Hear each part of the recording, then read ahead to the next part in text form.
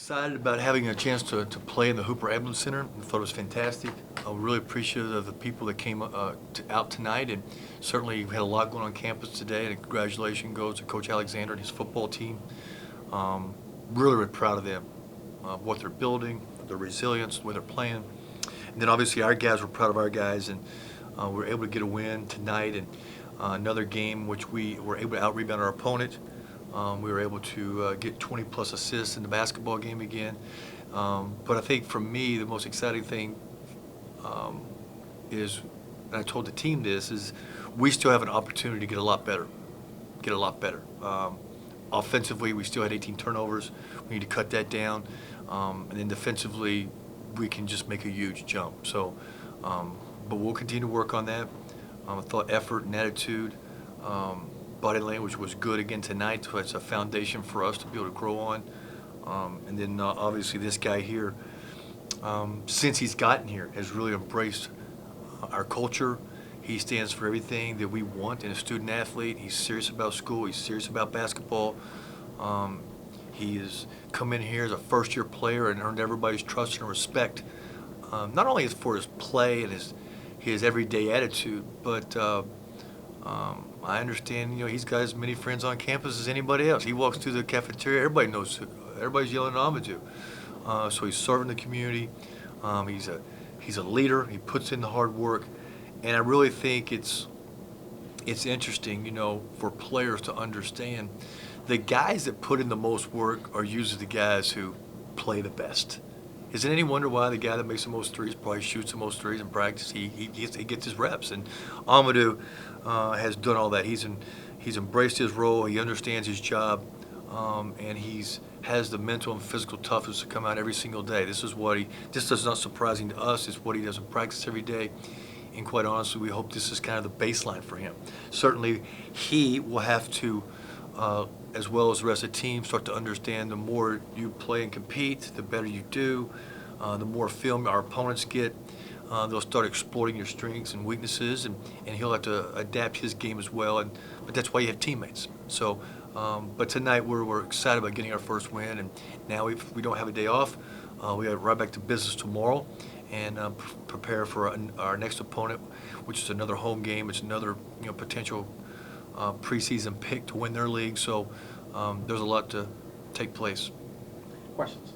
Coach, talk a little bit about your offense. 5 guys in double figures, and just what do you see in third game that you played? What are you noticing about your offense? Well, I think we have some good ball handlers.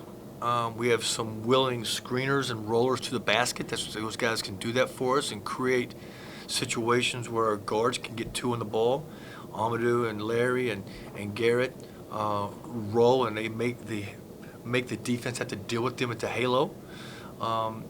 So I think that's where it starts. And then these guys are able to find the open man. So we've done a good job of that, I think, in our last 3 opportunities to compete as Golden Eagles. But I think there's another level for us to go to there. Like I said, we're still missing some easy opportunities. And then the turnovers are still, that's too high. But I think it's just our personnel. I think what we're doing is trying to put those guys in the best position to take advantage of their talents and what they do. And now the guys' challenge is, can they do it on a repetitive basis? If we're doing it half the time right now, can we move that up to 80-85% of the time? I noticed you were on him a lot tonight about speeding things up. Is that kind of a notice or a aspect that you're trying to get with this team, is play up and down as quick as we can? Well, our team identity is we want to be fast, we want to be fundamental, we want to be physical, we want to have a lot of fight. So we recruit to that. We're recruiting players who can move, have motors, like this guy. This guy has a motor. We've got some good guards. Those guys are better in the open floor, and quite honestly, it's the best place to score. Basketball, transition offense is the highest point production per possession. So we've got to be, in order to be fast, in order to be repetitive, in order to score more points in transition than anybody else. First of all, you got to have good defense. You don't want to be taken out of the basket all the time. But you got to have great conditioning. You got to have discipline to play as fast as you can and make that shot. You got to be as disciplined as you can to play that fast and not turn it over. And that's not just one or two guys. It has to be the whole team. So we're still a work in progress. But yeah, we want to be really, really fast and try to beat the defense up the floor and see if we can't get something 2-on-1, 3-on-2, 4 versus 3, and play the game. Talk a little bit about tonight. It seemed like Martin was kind of pesky. They hung around a little bit. Yeah. What did you see go on tonight? We got a lot of respect for them. I think they've played 7 games already. All of them basically road games for the most part. So we knew they were going to come in and fight. This is not new for them to go in and take on somebody else. The one thing that I was disappointed with that we got to handle is I think we scored the first 17 points of the game. And then I think our team relaxed, thought it was going to be easy. Handling success is just as much of a challenge for human beings as dealing with adversity. The same thing happened in the second half, but more on an individual basis. I think we had a player dunk the ball, and we ran back on defense, and he was in the wrong position the whole possession. We had another young man have a nice, spectacular play, and then he throws the ball up into the stands.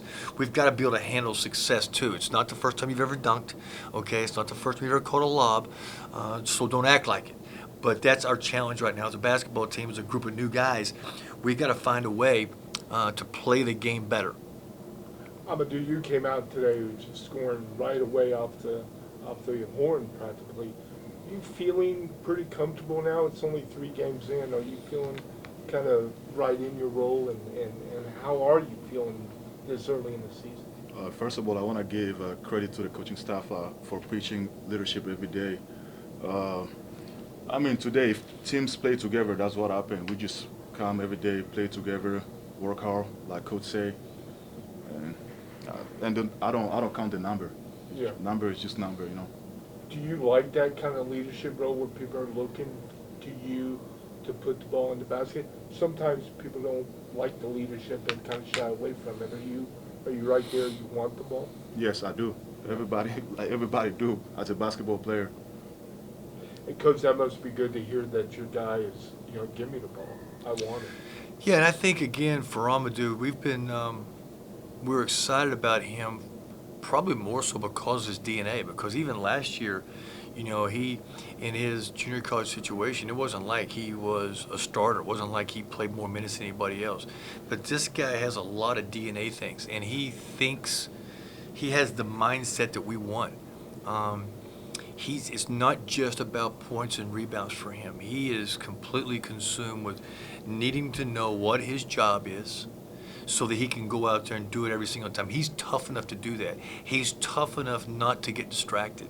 All human beings get distracted. That's the challenge. And when you get distracted about something that's happened in the past or something that you're worried about in the future, you're not paying attention to the only place there's any action, and that's in the present moment. This guy can do that. We have some other guys on our team that can do it as well, but we've also got some guys that don't do it very well, or they get distracted easily, and they have a hard time refocusing fast. So this is all, again, part of the deal. It's part of the process. We have a code that we call the code, and this guy sticks to it as well, if not better, than anybody on our basketball team. That's why I said earlier, it's not surprising that he's able to get results. That's not surprising that players and coaches trust him, because when you are committed to doing the right things on a daily basis, that's where it starts as a leader. If he didn't do the right things, he's always telling somebody what to do, but he didn't do the right things, nobody's going to listen to him. Yeah. But when he talks, they have no choice but to listen. There is a belief on our team that he's about all the right things. Whether it's in school, he never misses a class. Whether it's in the community service, nobody's got a better smile than him. And then obviously on the court, he's very, very serious about playing the game, about getting better. And all he's consumed with really is taking care of his teammates and Tennessee Tech. Coach, I guess the last thing I ask you, I know it's still early, but what do you know so far about Wright State? It is early. Obviously our focus totally was on this, but we knew through scheduling that they were going to have a good basketball team. And it's a team that's had a lot of success last year. That's probably why they were picked preseason to win their league. They've already won a big road game, and they got a dominant player up front. So we're going to have our hands full, but it's going to be a great challenge for our basketball team. We're going to learn a lot. how much information can we consume in a 48-hour period and get ready and go play this game?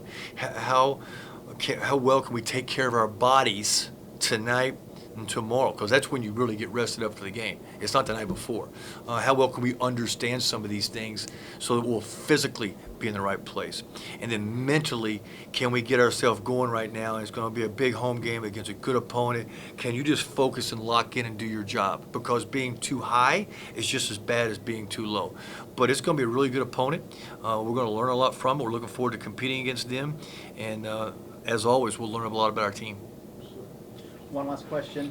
I know of all the work you guys have put in during the summer, finally getting out on the court, how much of a weight is it to get that first win? Even though there's still a lot more to improve on, but getting that first win out of the way. No, the first win's always important. It's the hardest one, and it took us 2 games to get this one. And certainly we talked about it, yesterday, that it wasn't going to be easy, and it wasn't. We had some really good moments in the game, but they came right back at us, and you can never discount the amount of pride that's on the other bench out there. If you do take that for granted, then you're making a mistake.